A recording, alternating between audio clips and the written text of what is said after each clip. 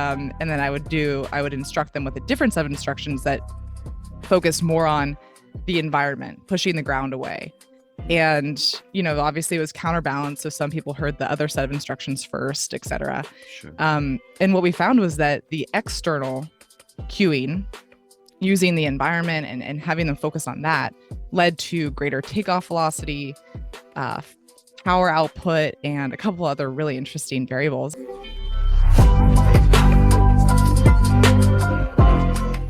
Welcome to the Elev8 podcast. I am your host and coach, Tyler Johnson. Thank you for tuning in. And whether you've tuned in to elevate your mindset, your game, or just your day, you're in the right place.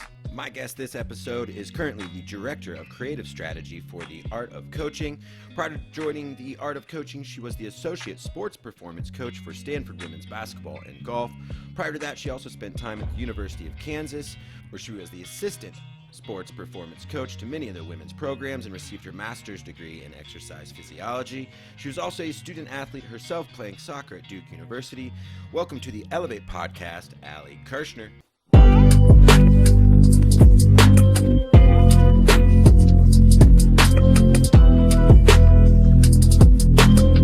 Allie Kershner. Allie, how are you today? I'm great, Tyler. How are you? I am well. Wanted to start off. I'm excited to have you on the show, but preparation is important. And in preparing for this show, I found out that you like coffee. So I want to know how you like your coffee.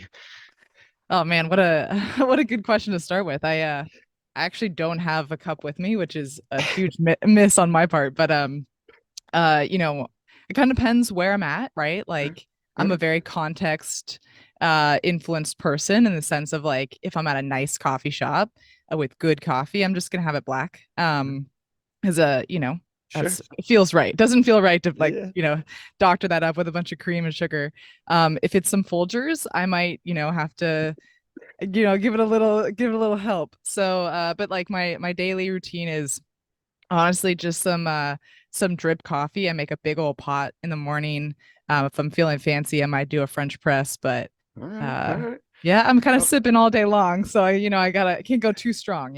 I mean, caffeine and coaching kind of, usually Yeah. there's some parallels. Hand in So, hand. And actually uh, my first mentor at Kansas, he one of my first days on the job, we went upstairs to where the coffee pot is for the whole staff, and I start, putting cream and sugar in my coffee, and he looked at me and he's like, "Yeah, we don't do that here."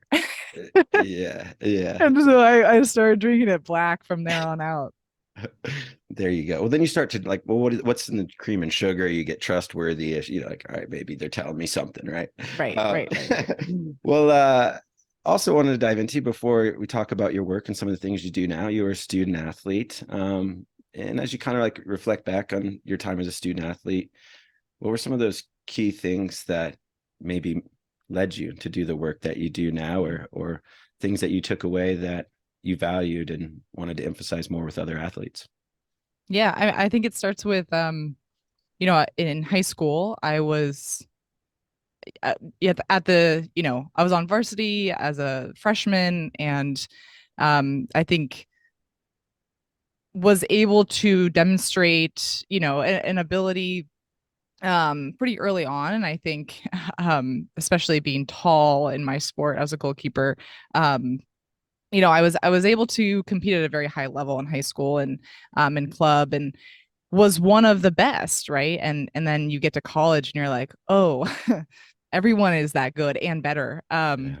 And especially being a goalkeeper, there's only one of you. It's like being a quarterback. Yep. And I was both fortunate and not fortunate to be on a team with four goalkeepers, um, one or two of which were all Americans. Mm. And it was incredible because I got to learn from them, but it was also hard because I didn't see a whole lot of playing time in my Yeah. really until my junior year. And so I had to really find other places to hone my craft and find success, because I wasn't able to see a direct translation between practice and effort in that arena translate to the field and playing time. So, that's where the weight room really became a focus of mine and ultimately led to me being a strength coach. Yeah. I think there's we'll kind of get into it, I guess, a little bit later, but what kind of led you from that strength coach into some of the things you do with art of coaching and the mental skills and kind of moving, I Mm, guess, I'm sure, integrating more of maybe the mental yeah. and spiritual kind of leadership things into Yeah. the physical things that you're coaching? Yeah. It's really interesting. It's hard to even trace back where it started, but I had always had some weird affinity for the relationship side of coaching and sport. And I mean, it's not, I guess it's not weird. I had incredible coaches growing up, and I'm sure they fostered that in me. When I was a strength coach, I knew that the way that I could best differentiate myself was not through knowing the science more or building better programs, because really, at a certain extent, everyone can do that, and you can also take a decent, you can take a an average program and make it great through your coaching, right? So I was like, Sure. okay, well, what's that special sauce in the coaching realm that's going to make it different? And I found that through the relationship building, through the mental skills, through the um, developing of trust and communication with the athletes. And I was like, okay, there's something here. And I really started to dive into that. I dove into it with my master's thesis, where I looked at the effect of internal and external cueing Okay. on vertical jump performance. All right. And so, like, the more of the psychological aspect of performance. And then I was like, man, I'm really starting to pull on a thread here. And that led me to communication and more of the leadership side of things, which is, sort of a natural progression into my current role, which is teaching now coaches how to better coach, how to better Yeah. lead through some of those same principles. Cool master's thesis. What'd you find out? What were some key things that also kind of like made you smile like you're doing right now? Yeah, yeah. The first thing was I was incredibly lucky. So at the University of Kansas, we have a really great relationship with the weight room and the exercise science department. And my advisor was like, "Hey, can we use some of your athletes? Or would you be interested in using some of your athletes for your thesis?" And I was like, "I would love to do that." And so I got the sign off from the baseball, our head baseball coach, who deserves a lot of credit, because here I was like, hey, can I use some of our athletes for some testing? And it was in the middle of the season. And looking back on it, I'm like, I don't know how he let me do that. Yeah. But I was able to take our entire baseball roster, which is like what, 50 guys, and bring them into the lab and have them jump on a force plate. And I would give them a set of instructions that instructed them to focus on their body or their internal self, and then I would give them a little break, and then I would instruct them with a different set of instructions that focused more on the environment, pushing the ground away. Mm, And obviously it was counterbalanced, so some people heard the other set of instructions first, etc. sure. And what we found was that the external cueing, using the environment and having them focus on that, led to greater takeoff velocity, uh, power output, and a couple other really interesting variables. And Mm, somehow it was also statistically significant, which is not something you always find when you're a master's student and you're, yeah. dabbling into research. So that was really cool. That is cool because I'm big on visualization and imagery, and I think that kind of begins that process of creating external cues before you go compete, right? Yeah, and absolutely. and so I think that's just fascinating to me to hear, kind of hear, just see that what you saw and just some of those environmental things, because we do tend to focus on me in sports Hmm. sometimes, to the detriment of most at times. But what is it about? I think I played college football, and I think great relationship with strength coaches in that process. They really almost you spend more time with them than you do your other coaches. Um, and I also think my experience interviewing quite a few of them is they have this knack and knowledge, not all, but that the relationship is going to drive performance. And if I want to get you to power clean the most or squat this or jump off a plate, I got to get everything out of you. And I think some strength coaches do a great job of doing that. But it does take, like, what fascinated me with the art of coaching was the archetypes that Brett discusses. And it's like, Hmm. oh, there's so, I just, every athlete I knew popped into something, right? Yeah, right. But can you talk about why being relationship driven can help us as coaches get the most out of others? Yeah, I mean, I think that, I look back on my own time as an athlete, and I think that's there's a real power in having been on both sides of it, right? Because then you really understand, okay, what would I have not needed in that moment? And it's just the difference between a transactional and a interaction with somebody like you meet at the supermarket and you're like, all right, we're just doing business here, or you just need something, and Yeah. it's an exchange of services. And that's effective in that context. But if you really want, like you said, the best out of people, you need them to tap into something that's beyond surface level, and that requires a certain amount of trust. Like without Mm. trust, Yeah. nothing is accomplished, because why would I push myself past what I'm comfortable doing, which is oftentimes what we're experiencing in the weight room. And it's not just heavy load. Many times individuals that I would coach had negative experiences with weight rooms in the past, or they Yeah. associated it with being sore and that taking away from their sport, or they associated it with punishment. And I think Mhm. honestly that's one of the biggest uh hurdles that we're trying to overcome. And the only way you can do that is if they trust you first as a person, that you're not going to do further damage to them. Yeah. I think it's coaches, we talk a lot about got to get in the discomfort and got to be vulnerable. And it's like, yeah, we do. But if you're coaching them, let's be pushing them from the trust part. Let's be, that's Yeah. where we're coming from, so to speak. And Um, and and on that point too, Tyler, I think the biggest thing that I didn't know as a young coach that I learned, is that trust requires some self-disclosure on your part as a mhm. coach. And I think where I had a difficulty with that is that, you're taught like, hey, you have to be really professional. You're not friends with these athletes. Like, there can be no ambiguity there, because they can't see you as one of them, right? Like you're the coach, you're the authority figure there. And that was particularly difficult because I started as a GA and I was actually younger than some of my Yeah. my athletes. But so I put up this wall, this barrier of like, I'm not going to share anything about myself.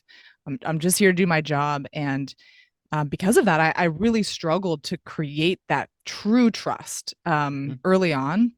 That later on, I was like, okay, I don't have to share, like what goes on in my day to day personal life, to still share something about myself that's going to allow them to feel like I'm a person, I'm a human, I'm not just some robot. Sure. I think there's uh I see you see this in young coaches too. I think sometimes almost it presents hesitancy for some people to go venture into coaching is they get told when you're in that you're just older than these kids, you're a GA environment, don't be their friend, right? I think we hear Yeah, that a lot, and it kind of is like I'm like, well, don't be their friend, but I need to develop this relationship of trust where we're going to go grow and push and chat. Like, yeah, okay, I don't want to be their bestie. I don't have to talk about my dates last night, yeah, but I can tell them what I've learned through my experiences with others. for sure. And I think, can you talk about maybe how you broke out of that and how you found the right balance of being relational and being able to drive performance?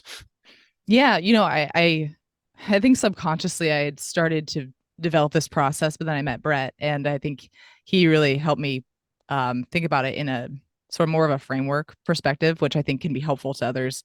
Sure. Um, which is this idea of the three R's, which I think he talks about in his book: research, relate, reframe.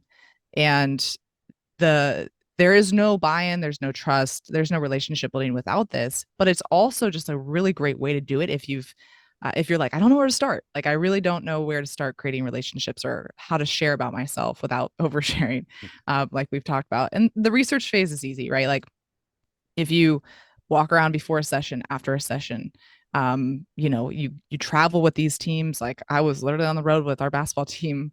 I got to see all of the weird quirks, right? But every time I saw something that was the human element of them, I wrote that down on my phone.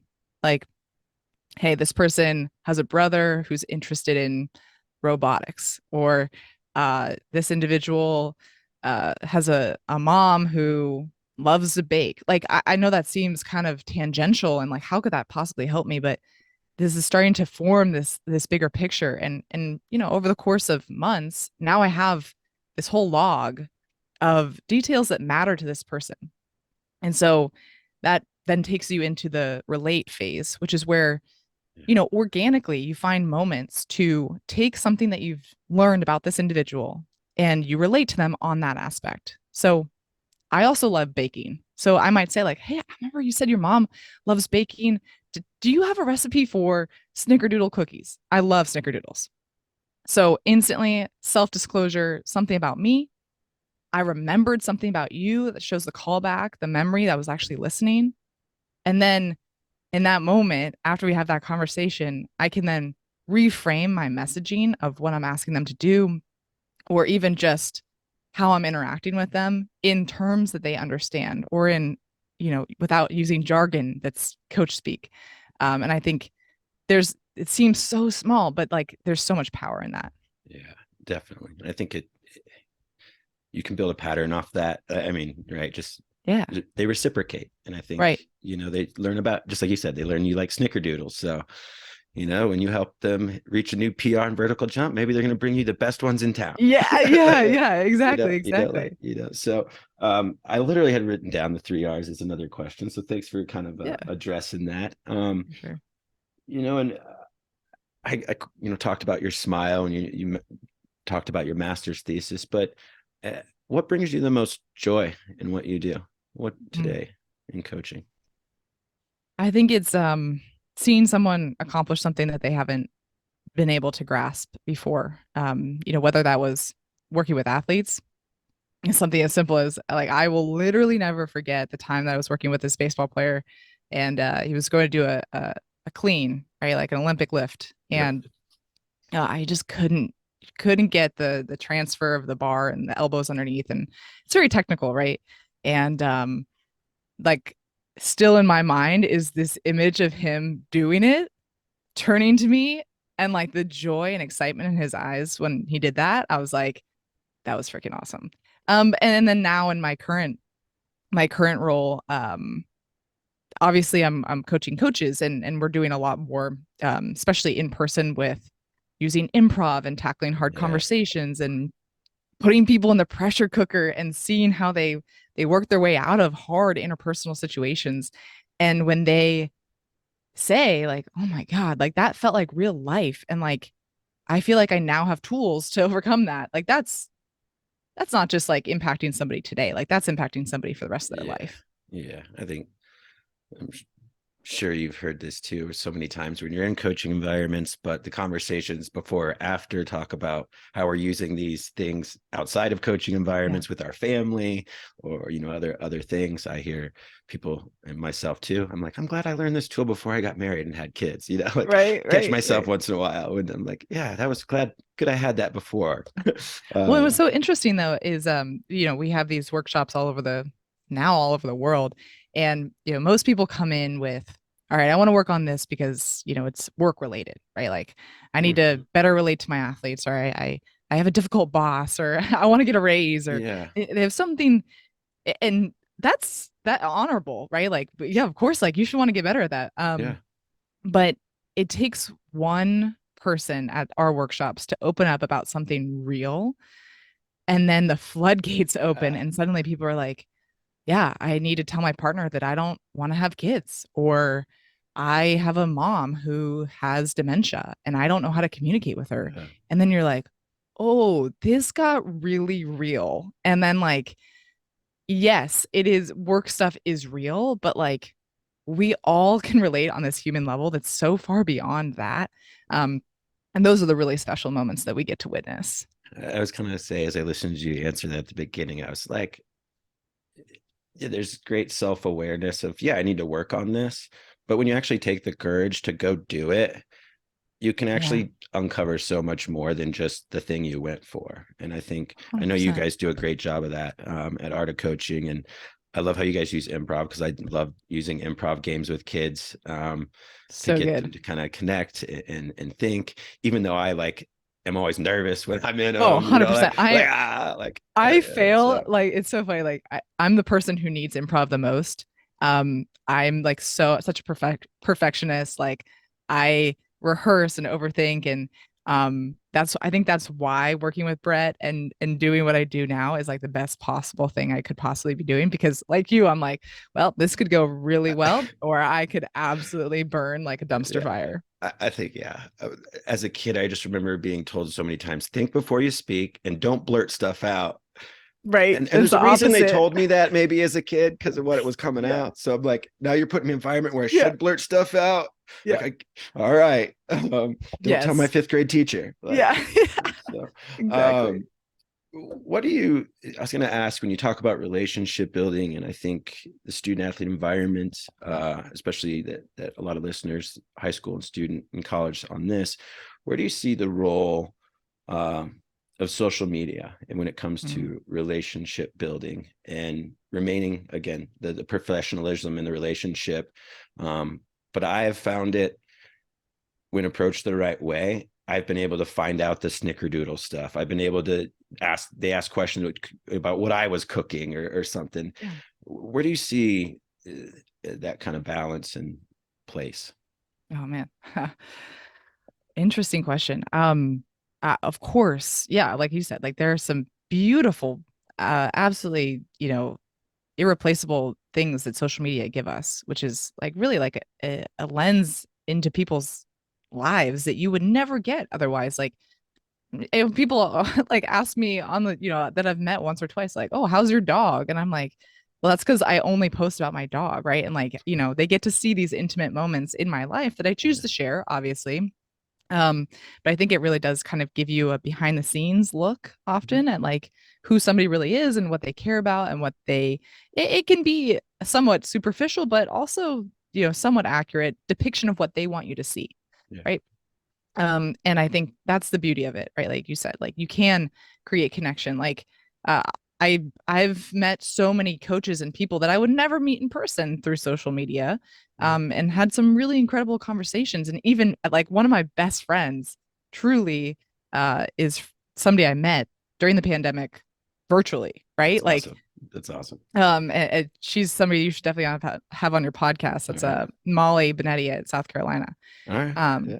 anyway, so there's some great aspects of it, but I think like anything, um too much of anything is not Right. great. And I think, um as you know, like we don't need to espouse on the difficulties of That social side. media, Yeah. but yeah, no, I agree. Like as a tool, absolutely something that coaches should not shy away from, the same way that they shouldn't shy away from, um we're talking about this like chat GPT AI Mm-hmm. revolution, and Mm-hmm. like teachers are rightfully like reticent about what this is going to do, because students are just typing in, write me an essay, right, and it spits out a 5 paragraph essay. But instead of looking at that as a bad thing, like what are the positives that this brings? So same thing as with social media, like what are the positives that Yeah. brings? Yeah.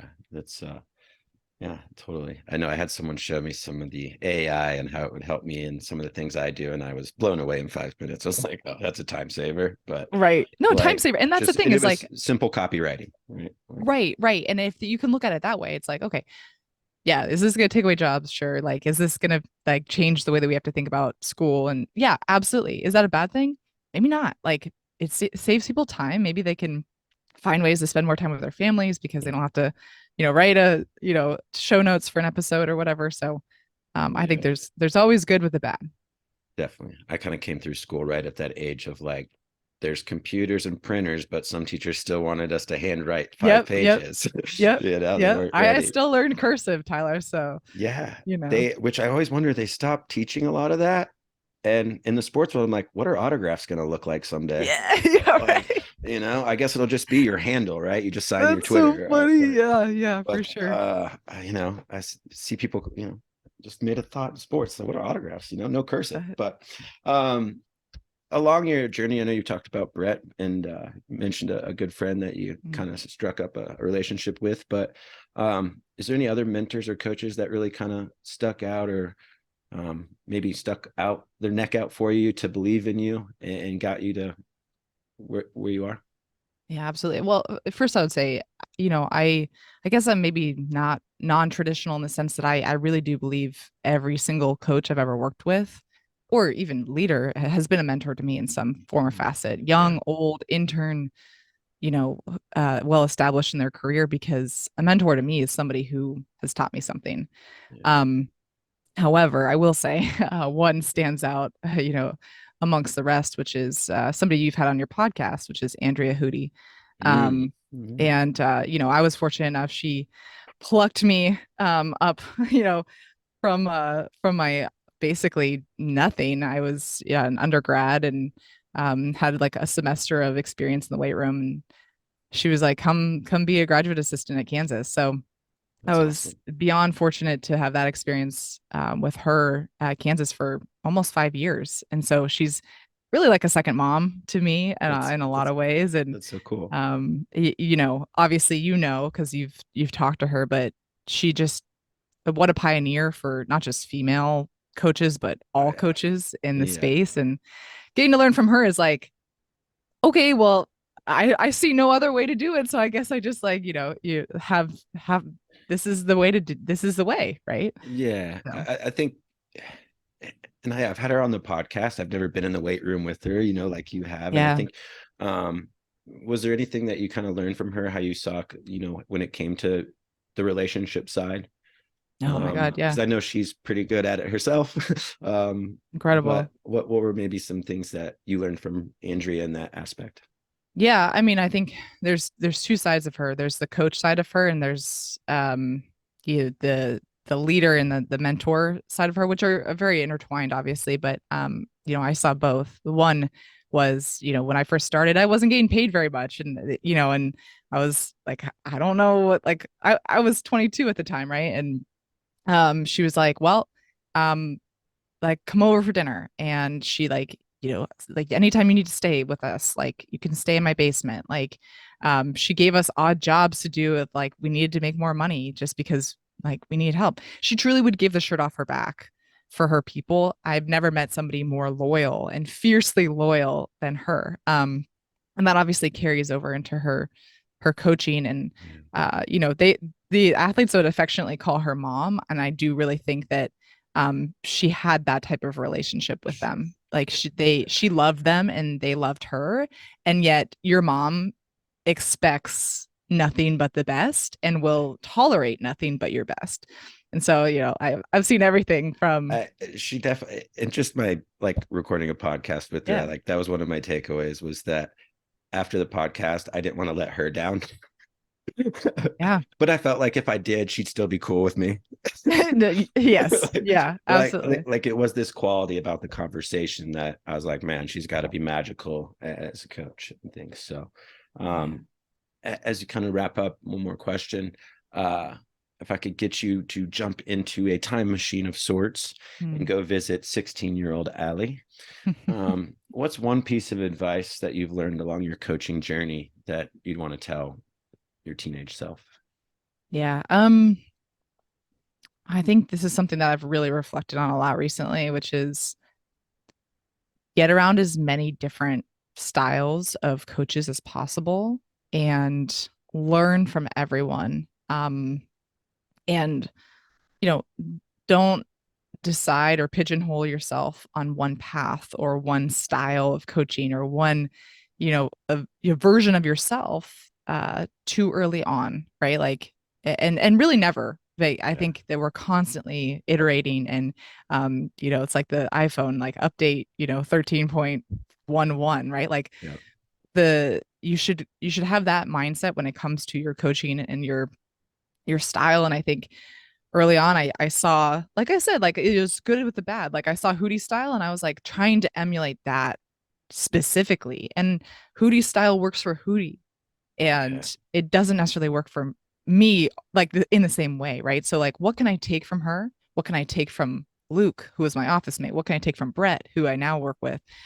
And, not try to be them, but take the best parts of them that work for me. And I think that's what I would tell myself is just stay adaptable and stay learning from as many people as you can, because that's how you will get closer to your true self.